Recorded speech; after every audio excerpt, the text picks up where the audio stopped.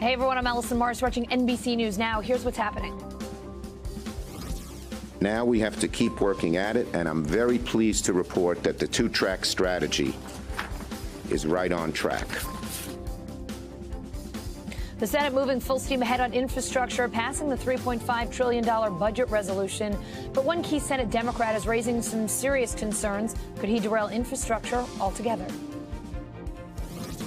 The next few days are not just your regular hot August summer day in New York. They will be extremely dangerously hot, and people need to take precautions. A dangerous summer sizzle not just in New York City. We've got heat emergencies and warnings stretching from Seattle to Boston. Plus, Tropical Storm Fred closing in on the Dominican Republic and eyeing the U.S. mainland, where it could be heading next. And soaring demand setting off rental market bidding wars. What you need to know before you look for your next home.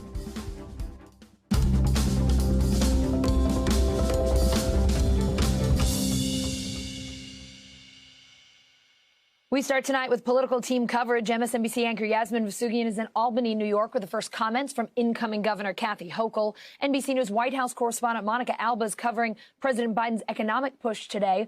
But first, we're going to go to Capitol Hill with NBC News political correspondent Ali Vitale, back for a second day in a row, and thrilled to see you.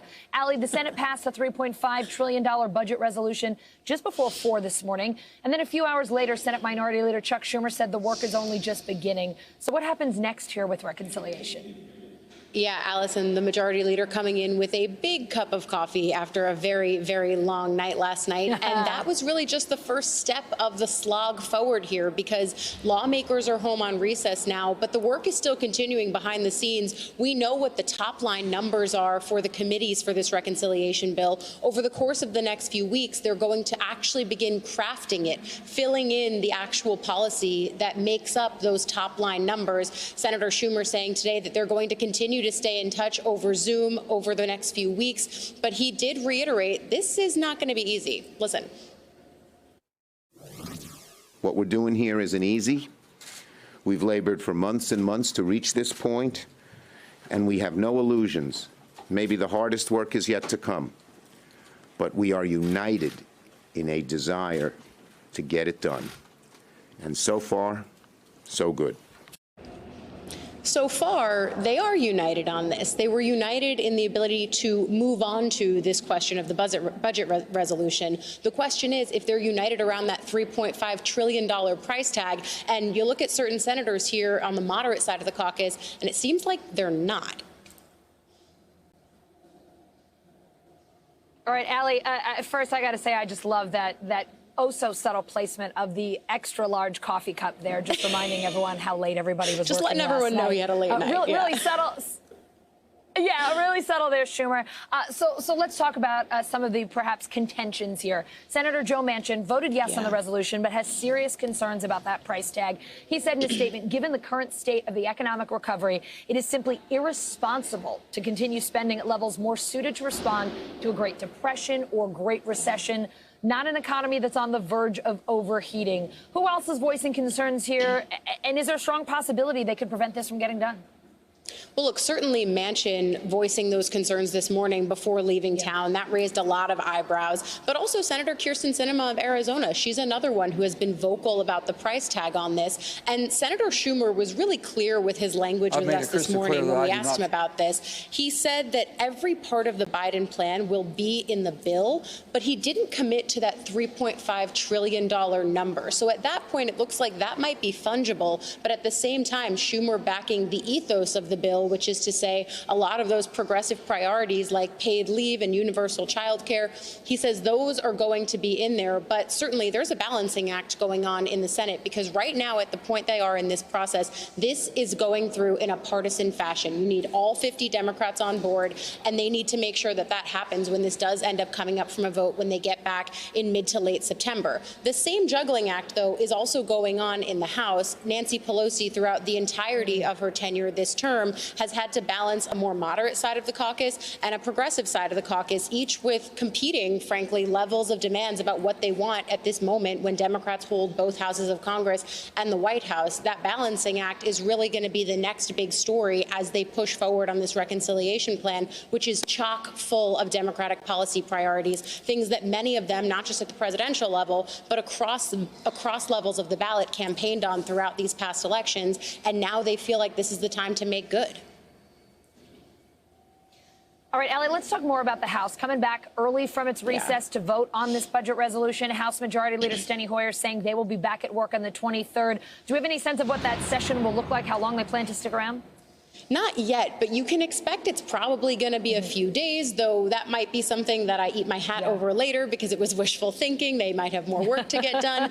But certainly Steny Hoyer laying out here in a statement what we can expect when they get back from that earlier than anticipated start to the end of recess. He says, for your scheduling purposes to members, assuming that the Senate does in fact complete work on a budget resolution, the House will return to session on the evening of August 23rd to consider that budget resolution and will remain in session until our business for the week is concluded. So that leaves you open then for however many days they could be back and working on this. He says also among the legislation they'll likely take up is H.R. 4, the John Lewis Voting Rights Act. And I would also echo that that's something that Senator Schumer opened the door to procedurally before adjourning here late last night, pushing the ball forward on voting. It's been a contentious issue, and again, one that has played out on the margins of the party. More progressive members saying that they need to codify this at a federal level as certain states start taking swipes at voting restrictions. Moderate members saying that that bill needs to encompass less, or that maybe it's not the federal role here. So the juggling act on voting rights is certainly high on the priority list here. And when they get back up in September, clearly that's something that the House is going to take up at the end of August. But certainly when everyone is back up here on the Hill in September, teeing up battles, not just on voting rights, but also potentially on the debt ceiling and police reform, all of these key issues that were top priorities to lawmakers, but we have not yet seen. I did ask Chuck Schumer, though, today if this was the last of the bipartisanship, this bipartisan infrastructure bill, and he said he hoped it wasn't, but did manage to tout several of the bipartisan things that have happened so far this Congress, trying to underscore the idea that Washington can work, if not on every single issue that's a priority. Yeah, Washington can work together. Let's see if they try it going forward. They certainly have a lot to work on. Ali Vitale, thank you so much. You got it. Over at the White House, President Biden meeting virtually with governors, mayors, and local leaders to promote the bipartisan infrastructure plan. NBC News White House correspondent Monica Alba's on the North Lawn. Monica, who are some of the leaders in that meeting, and how is the president selling the bipartisan plan to them, a plan that still needs to pass the House before it gets to his desk? Well, it was notable, Allison, that the White House allowed cameras in for the entirety of this meeting, which lasted just over an hour. And that's a little bit unusual because sometimes we see them just go in for what's known as a spray, and then they like to have these conversations more in private behind closed doors. But that was not the strategy today, where the president was talking to Governor Gretchen Whitmer of Michigan, the mayors of places like Fresno, California, and Jackson, Mississippi, about how they feel they would directly impact and really benefit their constituents if this legislation does end up becoming reality. So you did see the president here in a bit of salesman mode, but wanting to let the officials really do the talking and a little bit of the pitching, because then they feel that can then get covered on the local news back there and potentially contribute to an increase in popularity in polling. That's the hope from the White House, at least, which is something they saw during the COVID relief bill, which you remember in Washington faced a lot of gridlock, but outside the Beltway was something that many people wanted to see. So they're hoping something like that could happen with infrastructure as well, and that's why they had this meeting, and they wanted as many eyeballs as possible on it. Monica, President Biden also talking about rising inflation in our economy. We got the consumer price index out today, up more than 5% for the month of July. The president saying his human infrastructure plan will lower costs for families. What's his argument there? The president really wanted to make this pitch directly to the American people, saying he knows there are families that are feeling the pinch, that really are still struggling, even though the economy has been making a slow and steady direction toward progress in the face of the virus. But the big unknown here is how the Delta variant will affect things. And the White House is watching that, of course, very closely because we don't have a good picture from the July jobs report, but probably from the August one in the weeks to come. So the president did mention inflation there and did make the case that his economic agenda will help with that. And in large part, he says, because his plans are fully paid for. Take a listen to how he framed this earlier today at the White House. Right now, our experts believe, the major independent forecasters agree as well, that these bottlenecks and price spikes will reduce as our economy continues to heal. And while today's consumer price report points in that direction, we will keep a careful eye on inflation each month and trust the Fed to take appropriate action if and when it's needed. This is something we've heard repeatedly from the president and from the White House. Of course, they want to be careful because they're owning the fact that so many millions of jobs have been created since they took office. And again, that sort of incremental recovery is taking place. But they also know a lot of this could be derailed since it's really unknown what this fourth surge will look like as we head into the fall. Allison. Monica, the president's also pushing businesses to require vaccinations for their employees. He met virtually today with business, healthcare, university leaders to figure out some strategies. What do you know about that meeting? What did they come up with? And that one was behind closed doors. So that tells you a little bit more about the White House here as they're trying to figure out their strategy when it comes to vaccine mandates. We know federally they say that's not going to happen, but that they would like some schools and businesses to model and mirror what they've put in place for federal workers, for millions who now either have to show proof of vaccination or submit to rigorous testing. So the White House and the president met with the United Airlines head, with the chief of Howard University, as well as some healthcare centers, all of whom are doing slightly different things when it comes to vaccines, but mostly putting in place a plan that does really encourage them, in some cases requires them for employees. But the White House told me today it's not their official position that they want that for the entirety of the private sector, but I think it could be moving in that direction as opposed to saying it would be great if you can do it. It's shifting a little bit more to every company has a responsibility to make these decisions. And the White House feels that the only way to really combat this right now in the rising cases is to get more people vaccinated. And right now they simply feel there's not as much that can be done about convincing the unconvincible, those who've been on the sidelines. So that's why they need the help of companies to do their part as well, Allison, they say. All right, Monica Alba outside the White House. Thank you. The promise I make to all New Yorkers, right here and right now, I will fight like hell for you every single day, like I've always done and always will. New York's next governor, Kathy Hochul, talking to New Yorkers for the first time this afternoon, just a day after Governor Cuomo announced he's stepping down. MSNBC anchor Yasmin Vasugian is in Albany, New York. Yasmin, Hochul becomes governor in just 13 days, and she sure seemed ready for it, very confident in that press conference, saying she's ready, fully prepared to assume the responsibilities of governor. What else did she tell New Yorkers about how she plans to govern? She said a couple different times that she's going to fight like heck for New Yorkers. She's been lieutenant governor in that position for the last 7 years or so. She's been preparing for a position like this, especially since the investigation launched over 5 months ago, and then when the attorney general came out with the results of her investigation just over a week or so ago. At this point, she also talked about some of her legislative priorities going forward and wanting to distance herself from the Cuomo administration. At one point, she talked about her relationship with the current governor of New York, or the lack thereof, I should say. Let's take a listen to that. The governor and I have not been close, physically or otherwise, in terms of much time. And so I've been traveling the state and do not spend much time in his presence or in the presence of many in the state capitol. But that is what has been being reported. And I'm going to stand right here. At the end of my term, whenever it ends, no one will ever describe my administration as a toxic work environment.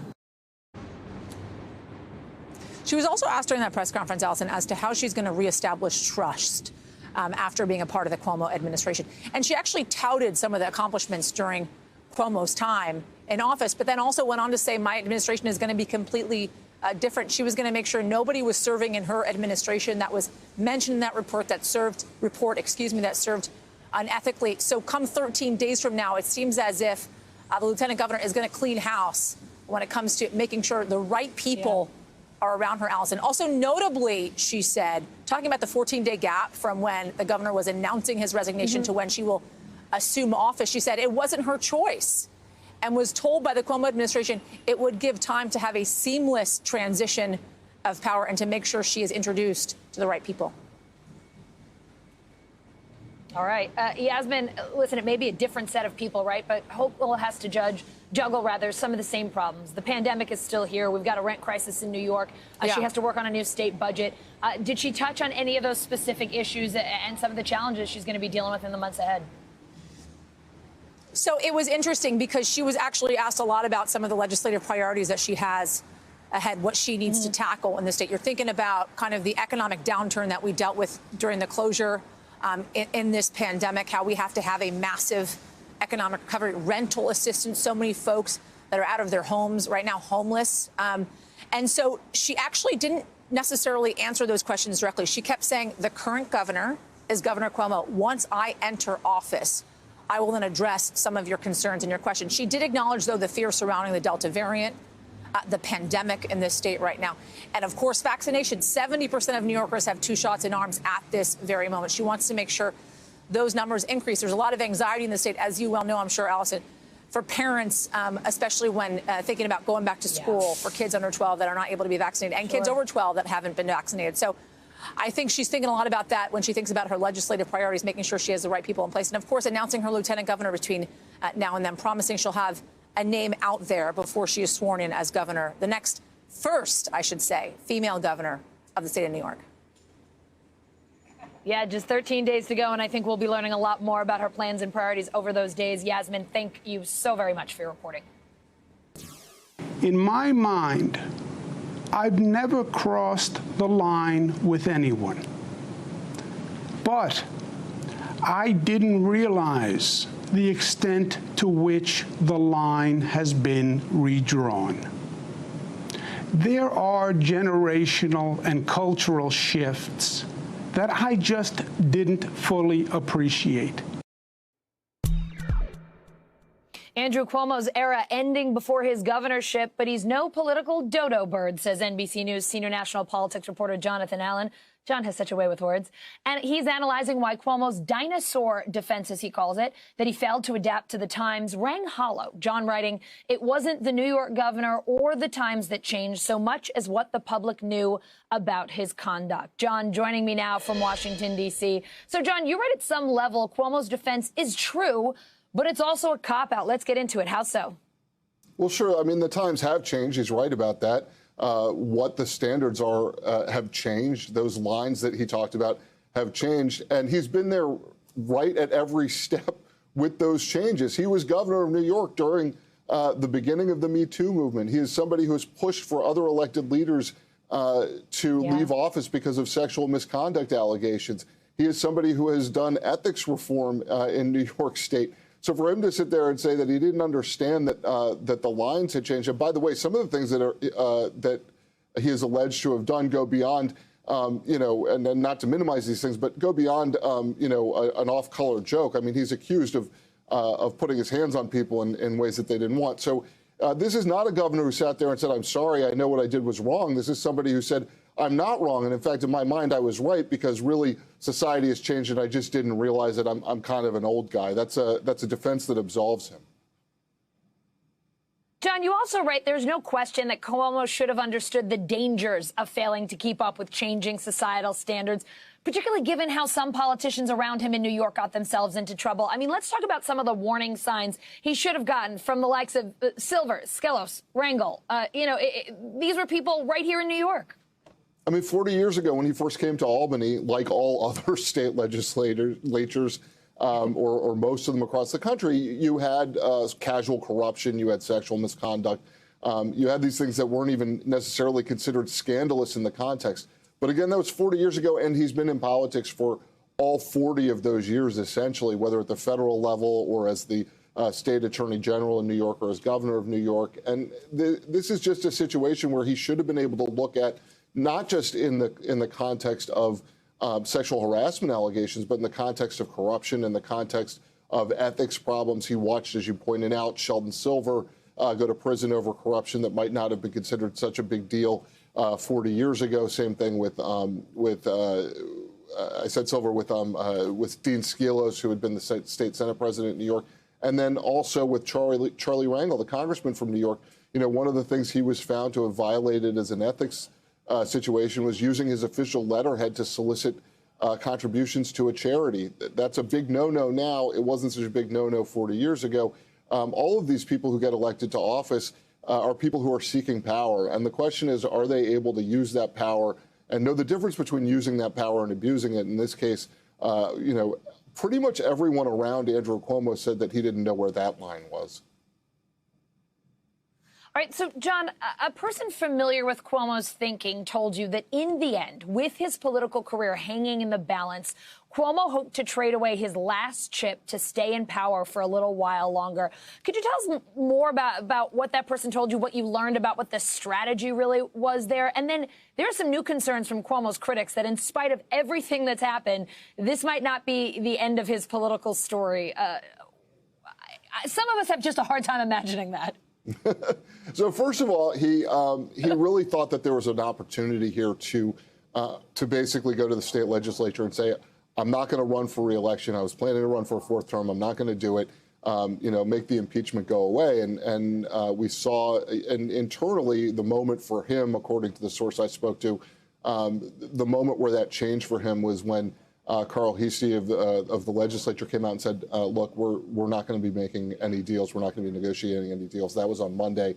And then you saw Cuomo, of course, get out on Tuesday. Now, the progressives in the state are very concerned that he is going to, you know, lick his wounds for a little while and then come back and try to run for election as soon as next year. He's got a huge bankroll ready to go. You know, people around him that I talked to said they think that's very unlikely. They don't foresee that happening. And of course, you know, his argument, this dinosaur defense, is completely undercut if he tries to come back, because as we all know, dinosaurs are extinct. John Allen in the D.C. bureau, rocking the summer suit. Thanks so much, sir. Thanks, Allison. All right, is that time? Let's head over to NBC News Now correspondent Simone Boyce. She's got the headlines for us. Simone, I'll toss it over to you. All right. Thanks so much, Allison. We are going to start in China, where Canadian Michael Spavor has been sentenced to 11 years in prison on spying charges. Now, Spavor was detained in 2018 after the Canadian government arrested an executive of that Chinese tech giant Huawei. So today's verdict indicates Beijing is stepping up pressure on Canada ahead of a ruling that could hand over the Huawei executive to the U.S. to face criminal charges. And YouTube has suspended the account of Republican Senator Rand Paul for 7 days. A spokesperson for YouTube telling NBC News that Paul violated the company's policy on COVID-19 misinformation after he posted a video claiming cloth face masks are ineffective against the coronavirus. Well, in response, Paul tweeted that being suspended from the platform was, quote, a badge of honor. And the White House is calling on OPEC to boost oil production in an effort to combat climbing gasoline prices. The Biden administration officials telling OPEC representatives and its allies that the group's July agreement to boost production by 400,000 barrels per day was just not enough. The White House says the request comes as concerns that rising gas prices could derail the economic recovery from COVID-19. And in Michigan, Border Patrol agents are being accused of routine racial profiling of Latinos.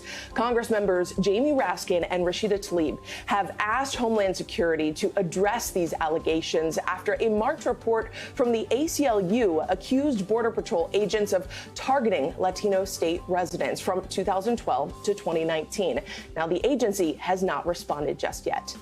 And you might have heard some alarms coming from your phone or TV today. The FCC and FEMA were testing 2 emergency alert systems on TVs, radios.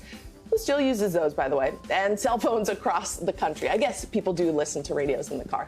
But cellular alerts were only going to customers who opted to receive test messages. Now, according to a press release, the alerts also included a unique tone and vibration so that they are accessible to people with disabilities. I did not get those tests, Allison, but I did get a slew of robocalls. I don't know what's going on today. Did you get that too? Maybe it's just me. I have not gotten any robocalls today, which is actually unusual. I normally do. And Simone, I also have to confess, I'm a big-time radio listener, but only in the car. Only in the car. Same here. Same here. Talk to you later, Simone. More than 100 million Americans under heat advisories this week, while the Caribbean is bracing for Tropical Storm Fred, the sixth named storm of the Atlantic hurricane season. NBC News meteorologist and Iron Man Bill Cairns is here with the latest forecast. Great to see you, my friend. I hope the legs are doing okay. Let's start, though, with this dangerous heat baking much of the U.S. What's the latest? Yeah, I ran on my treadmill today because it's like 100-degree heat index outside my house right now. So yeah, I was smart, but you feel bad for those people that don't have a choice, that have to work outside in conditions like this. And it's almost coast to coast. There's not many people that aren't affected right now. So here's what we're looking at. The Pacific Northwest under excessive heat warnings. The temperatures are really starting to soar now as we go throughout your afternoon. And this does not help the firefighter. I mean, imagine being out there fighting a fire anyways, which is extremely hot, and then you have conditions like this on top of it. It's just absolutely brutal conditions. And then just about everybody from Oklahoma to Texas to the Great Lakes and then the Northeast is under heat advisories or watches and warnings. And it's not like it's cool in South Carolina and Georgia and Florida, but it's always hot, so they're a little more used to it. But 133 million people. The hottest heat indices right now, Philadelphia is at 104, Newark's at 104, Richmond, you're the leader in the Northeast at about 105, but that's nothing when you compare. It's like 110 right now in St. Louis. So here's how it's going to be as we go throughout the end of this week. These are the actual temperatures. Remember, the temperatures are taken in the shade. So D.C. tomorrow has a chance of hitting 100 degrees. And then when you add in the humidity, the feels-like temperature jumps to 109, New York 106, and you can see there St. Louis there feeling like 110 today. But some areas are getting cooled off, Allison. We will see some thunderstorms rolling through D.C. shortly, Philadelphia, eventually New York City, too. So it's good to get cooled off, but you don't want to lose power. We still have about 200,000 people without power in Michigan and Wisconsin from those storms yesterday. And I'll end with this. We do have to watch Tropical Storm Fred. Right now, it's a very weak storm. It's going to be over land for the next 24 to 48 hours. So we don't think it's going to grow much at all. But when we get to Saturday, when it's near the Keys, it goes over the warm waters of the eastern Gulf of Mexico. And so we do think at that point it could get a little stronger. So for all our friends, Key West, Fort Myers, Tampa, Tallahassee area, all the way over to New Orleans, including Biloxi and our friends in Mobile, right now, it's a wait and see. No actions are needed. Make sure you have your hurricane kit stocked just in case. We're getting towards the peak of the season. Bill, Fred is such a friendly name. It just sounds like a storm that shouldn't cause all that much trouble. So hopefully it'll just go away and not cause too many problems. And hey, I just have to say congratulations again. You did the Iron Man. I could not be more impressed with you, my friend. Bravo. Really, Thank that's you. something else. All right, we're going to do New York City Marathon together one of these years. Bill, we're doing it this year. We got to talk later. All right.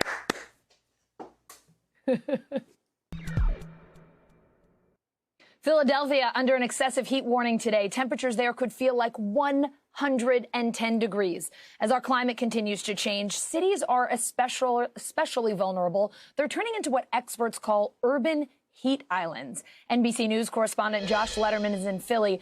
Josh, an island in the summer sure sounds nice, but not this kind of island. So tell us what an urban heat island is and why are cities like Philadelphia so vulnerable? Yeah, would sure rather be in an island like Hawaii right about now. But look, the fact of the matter is our cities are getting hotter faster than other areas because of this urban heat island effect. And it happens because of the way we built our cities. So you got less tree cover, less shade from actual vegetation in cities that would actually cool things down than you'd have in a rural area. But you also have more buildings made of concrete, more pavement, parking lots, as well as rooftops that are dark. All of that human-made material, it absorbs heat that gets trapped in that material and then slowly released over time. And that's why some areas in the city can feel so much hotter than the areas around it. And I wanted to understand exactly how this works. So I spoke to Christina Rosen, who is a professor here in Philly at Temple University, and she explained this about how the urban heat island effect works. So during the day, it can be several degrees hotter, but at nighttime, it can be up to 22 degrees hotter than a rural area because it doesn't leave the city. These materials retain that heat. So cities can be much hotter than a rural area. And just here in Philadelphia, the city's getting hotter at nighttime almost twice as fast as it's heating up during the daytime, Allison.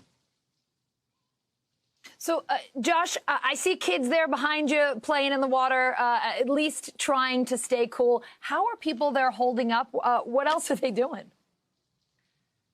Yeah, I mean, they're doing whatever they can, including coming to splash pads like this one. Philadelphia's got more than 90 of them now, as well as dozens of pools that are open to folks. But look, it's tough, especially if you've got kids. We spoke to one mother who was here with her 2 kids who explained that it's getting harder year after year. Listen to what she had to say. We go to the pool and we come here and let the kids and husbands run through the fountains. How do the kids feel when it's this hot outside? Not great. Cranky, really cranky. Really cranky? Do you feel like it's getting harder as it gets hotter over the years to try to stay out of the heat and keep yourself cool? Oh, definitely. Yeah, definitely. And if you are in the heat, Allison, the National Weather Service says follow common sense. Make sure you're drinking plenty of water. Try to stay in air-conditioned areas. And by no means should you ever leave a child or an animal in an indoor vehicle when it's this hot outside. Yeah, that's an important one to remember because every summer we hear stories about families who have something happen to their kid or something happen to their pet because they just don't think it's that hot. So let's just talk about how much hotter it's gotten, right. Josh. Summers in Philadelphia have warmed 3 degrees since 1970. Temperatures there now top 95. 5 more days a year than they did back in 1970. So what can other cities like Philly do to adapt, to help keep people there from overheating? What changes can they make to try to reverse some of that? There are certain adjustments they can make, Allison, to try to limit this urban heat island effect, including taking vacant areas, empty lots, and trying to plant vegetation and trees that can create more shade cover. They can also try to paint their rooftops white instead of black so that it will reflect a lot of that heat instead of absorbing it and trapping it in the area. Great advice there. I never would have thought paint the roofs white. Josh, thanks so much for reporting today. I hope the kids invite you to hang out on the splash pad and cool off. Me too. We're all too familiar with its destruction, but what caused the Dixie Fire out in California? That's a big question today as firefighters contend with rising heat and wind. NBC News correspondent Emily Ikeda is in Greenville. Allison, firefighters are describing the Dixie Fire as a marathon of a fight, and that's because it's now been going on burning for nearly 1 month, taking down more than 1,000 structures with it. We're in the heart of some of the worst damage here in Greenville. This building here actually considered one of the lucky ones because it still has a frame standing. Most of them are completely leveled. You look to my left, right, forward, backwards, and you're going to find rubble all around, and largely because these conditions that firefighters are having to contend with are so difficult. One being that everything is dry, and because of that dryness, trees as large as that one are catching fire, and when they do so in a big way. Flames will reach into the sky 2 to 3 times that height there, making almost an impossible and certainly very difficult situation for firefighters. I talked to a fire behaviorist about the complications around this Dixie Fire. Listen here. Are you nervous? Could we see another Greenville?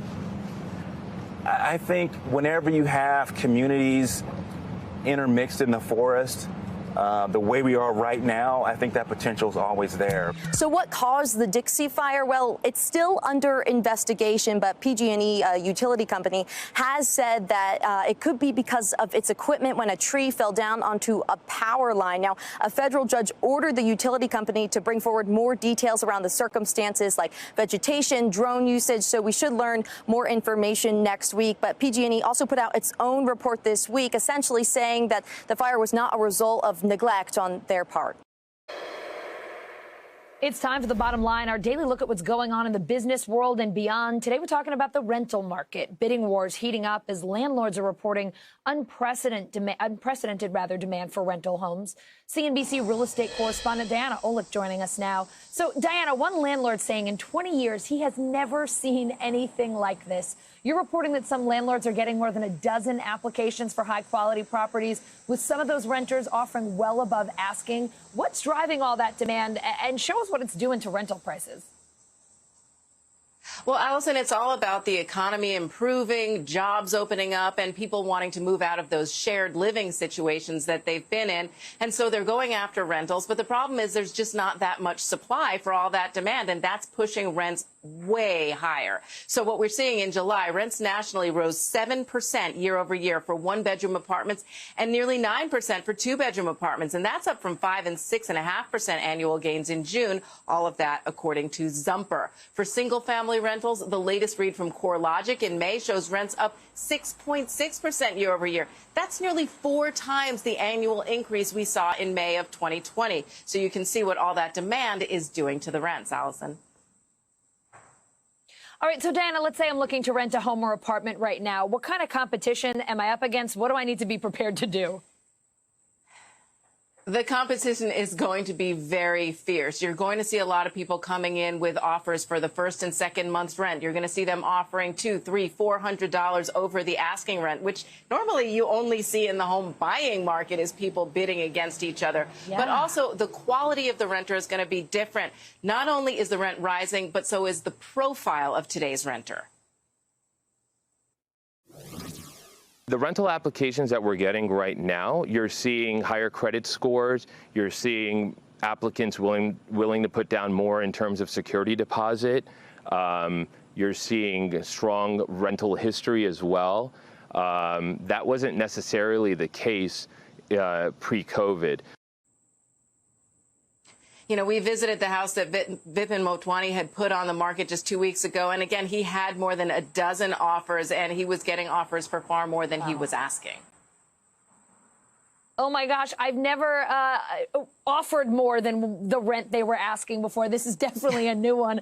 Just to ask you about a separate issue and how it's playing in here. We got a legal fight heating up in Washington over the latest CDC ban on evictions. What's that doing to the market here?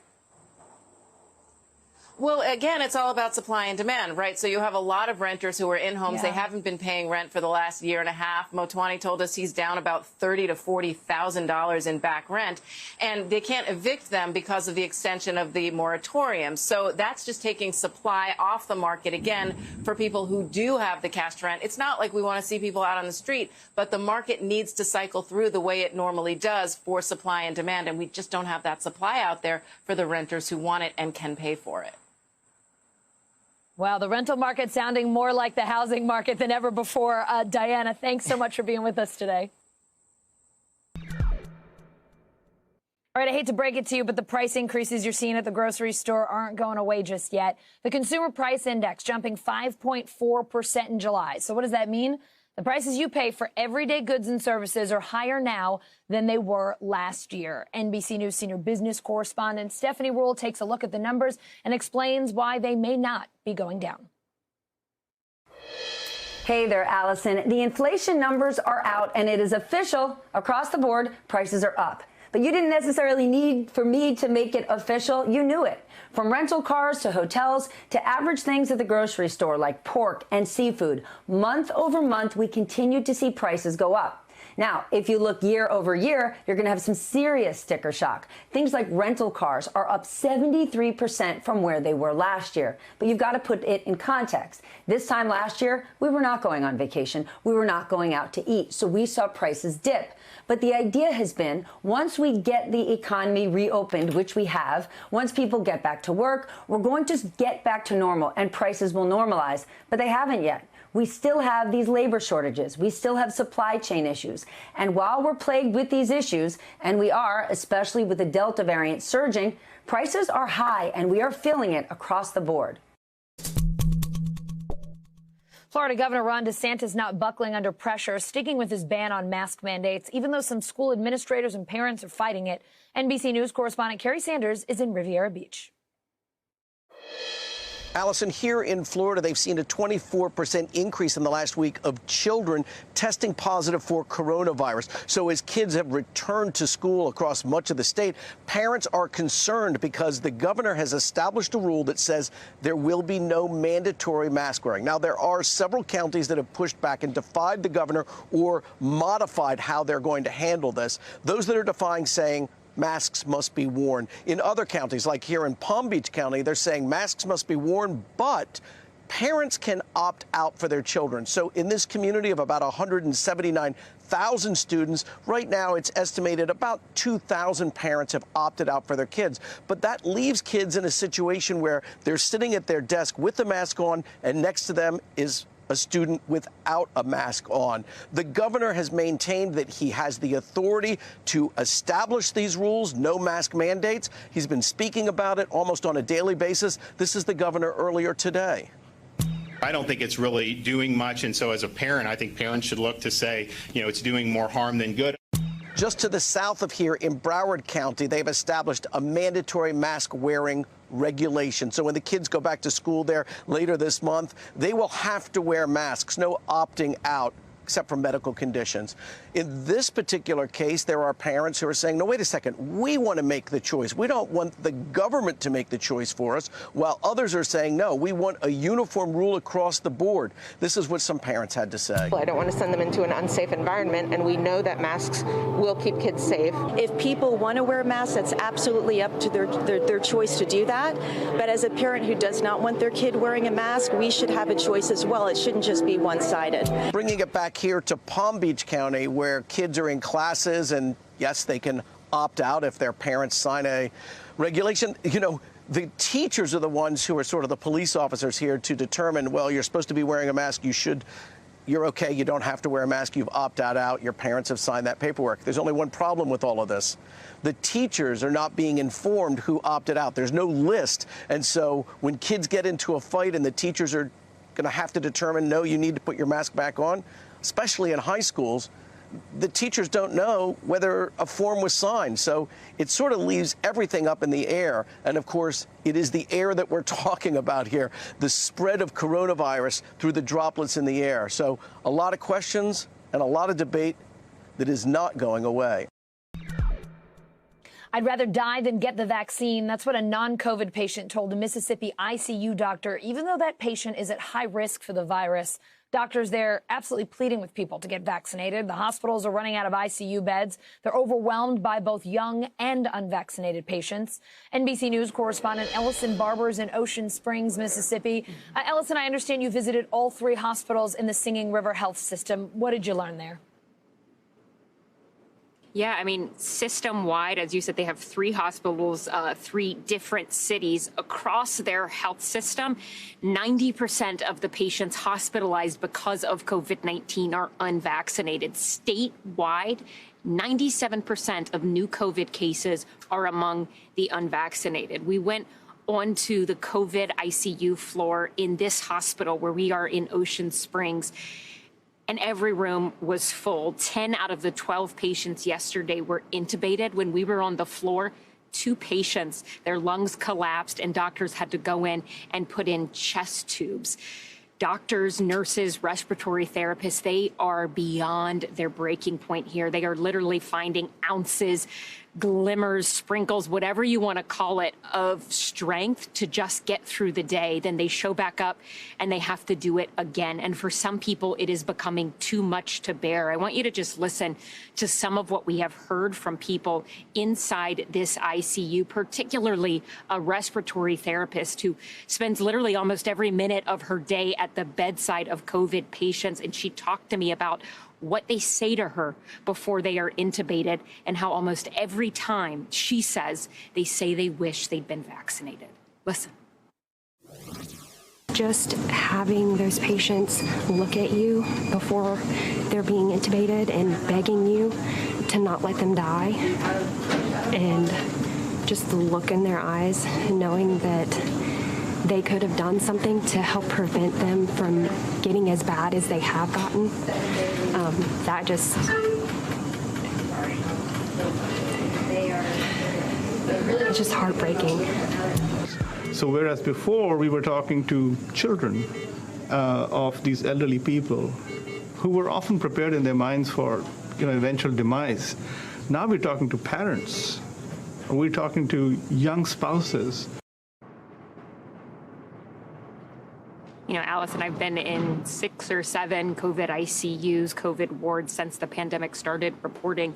And this is by far one of the saddest, I think, that I have seen, because when you talk to all of these nurses, the respiratory therapists, the doctors, I mean, they are really struggling, and they were struggling a year ago, but now they really feel like their communities in some ways are betraying them, because there is an option out there to maybe make this not so bad. But everything they say, it just keeps falling on deaf ears, and they feel like they're in some ways being neglected and betrayed by their own community, and holding so many hands of people dying, especially those younger patients now. It's tolls that just, the impacts of that will never go away. Oh, sure. I mean, a year ago, Ellison, right, people didn't have a choice. We didn't have a vaccine. You prayed not to get sick.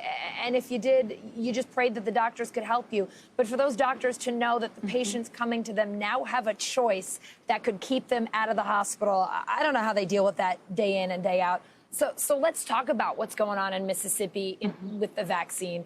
Mississippi is second to last in the country in vaccinations. It has been hovering there throughout this pandemic, only slightly ahead of Alabama. Why is this state struggling so hard to get out of that 49 spot?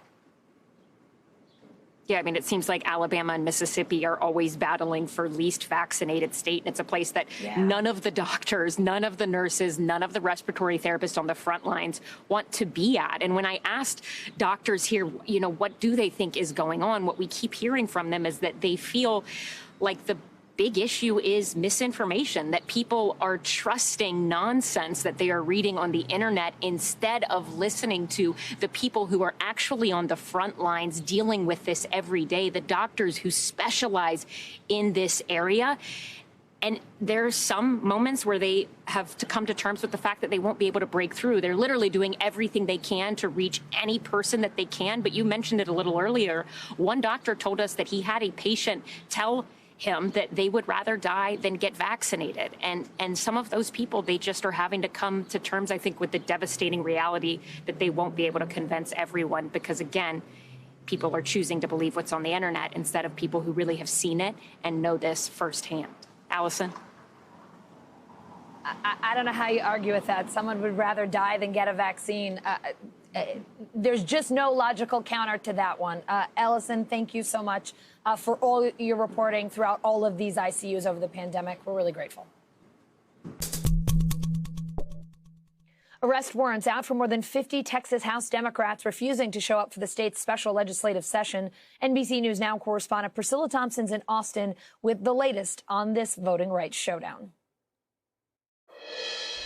Allison, no arrest so far here on the ground in Texas that we are aware of. The House did gavel in earlier today, and once again, they did not have a quorum, so they are now standing at ease until tomorrow afternoon. But the wheels are now in motion for the possibility of those arrests to begin. On Tuesday, the Texas Supreme Court voided a lower court decision that would have protected those Democratic lawmakers from being arrested. And shortly after that happened, the House gavelled in here yesterday and immediately voted 80-12 in favor of giving the Sergeant at Arms that permission to go after those missing lawmakers. And we saw this happen in July when lawmakers broke quorum during the first special session. But what is different this time around is that those Democrats are now back in the state of Texas, where law enforcement would have jurisdiction to go after them and detain them and compel them to come back here to the House floor.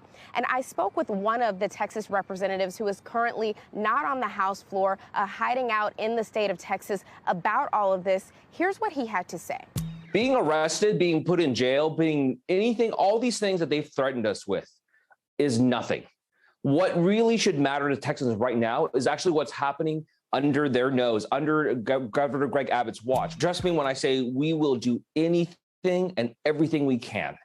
We know that one day Governor Abbott may run us over and force Texas to have these anti-voter laws. but we're not going down easy. We're not going down without a fight. You're going to have to come get us. Come and get us. And we're going to use every tool we have to fight this. And we're not going to let Texans' voting rights be taken away just because you feel like it. And Allison, those Democrats wouldn't actually be put in jail. They would only be brought back here to the House floor. But as you heard there, many Democrats telling me that these warrants change nothing. They are going to continue to break quorum and do everything that they can to stop these bills. But of course, Republicans here also very eager to regain that quorum, knowing that they only need around half a dozen members to return in order to get back to work.